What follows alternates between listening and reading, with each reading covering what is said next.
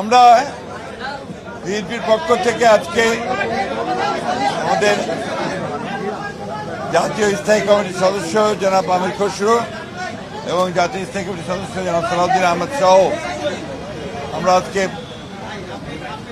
প্রধান উপদেষ্টা মহোদয়ের কাছে এসেছিলাম আমাদের কতগুলো রাজনৈতিক কনসার্ন নিয়ে কথা বলার জন্য।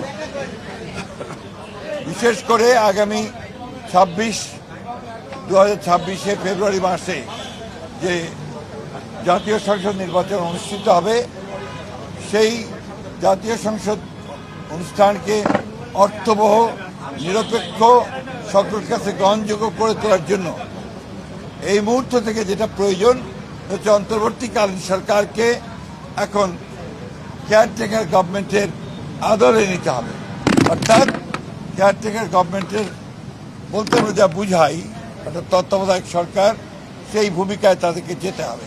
সানশাইন আটা ময়দা সুজি, ভালোবাসায় তৈরি। সেই জন্য প্রথমেই যে বিষয়টির প্রয়োজন হবে তা হচ্ছে প্রশাসনকে পুরোপুরিভাবে নিরপেক্ষ একটা ধারণা জনগণের মধ্যে তৈরি করতে হবে। বিশেষ করে সেক্রেটারিয়েটে যারা এখনো আছেন, যাদেরকে চিহ্নিত ফ্যাসিস্টের দোষর বলা হয়, তাদেরকে সরিয়ে সেখানে নিরপেক্ষ কর্মকর্তা দেওয়ার জন্য আমরা বলেছি যে প্রশাসনেও, জেলা প্রশাসন বিশেষ করে, সেখানেও একইভাবে ব্যবস্থা গ্রহণ করতে হবে। এবং আমরা কিছু কিছু কথা বলে এসেছি যেগুলো আমরা মনে করেছি যে তারা এখনো সেই পুরনো সরকারের, ফ্যাসিস্ট সরকারের স্বার্থ পূরণ করছে, তাদেরকে অপসারণের কথা আমরা বলেছি।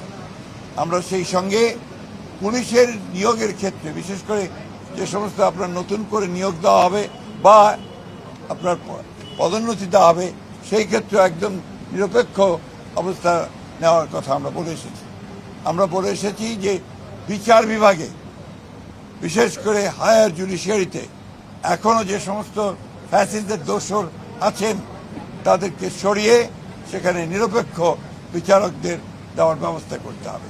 যদিও এটা জুডিশিয়ারি ব্যাপার, তারপর প্রধান উপদেষ্টা যেহেতু সব কিছু দায়িত্বে আছেন, তার কাছে আমরা আমাদের সেই কনসার্নগুলো জানিয়ে এসেছি।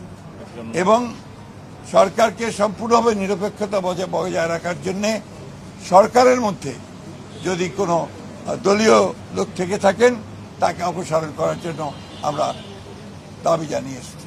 এটাই ছিল প্রধান মূল কথা। আমরাও যা বলার বলে এসেছি, প্লিজ আমরা সব আমাদের কথাগুলো আপনাদেরকে বললাম, এটাই আমাদের মূল কথা। Thank you.